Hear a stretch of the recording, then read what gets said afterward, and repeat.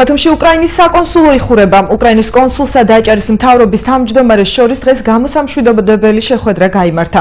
შეხვედრაზე მხარეებმა ორ ქვეყანას შორის თანამშრომლობასა და დამყარებული ურთიერთობების მნიშვნელობაზე ისაუბრეს. საკონსულოს დახურვის მიზეზად უკრაინაში შექმნილი პოლიტიკურ-ეკონომიკური ფონი სახელდება.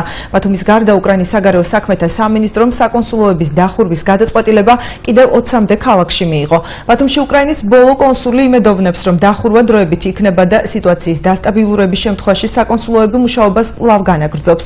ალექსანდრე აკიმოვი ბათუმში უკრაინის კონსულად 2011 წლიდან მუშაობდა. უკრაინის საკონსულო სააგენტო კი ბათუმში 2004 წლიდან ფუნქციონირებს. თემის დეტალები იხილეთ მომდევნო გამოშვებაში.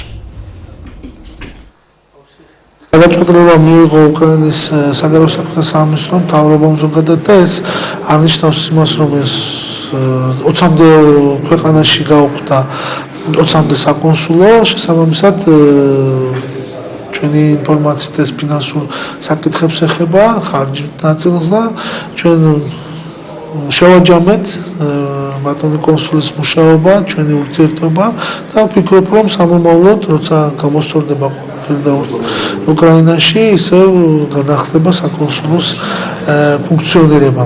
საკონსულოს დახურვა უკრაინაში შექმნილ ეკონომიკურ და ორგანიზაციულ საკითხებს უკავშირდება. საკონსულოები ბათუმის გარდა კიდევ 20-მდე ქალაქში იხურება. ფიქრობ, რამდენიმე წელში სიტუაციის დასტაბილურების შემდეგ ბათუმში საკონსულო ფუნქციონირებას განაგრძობს.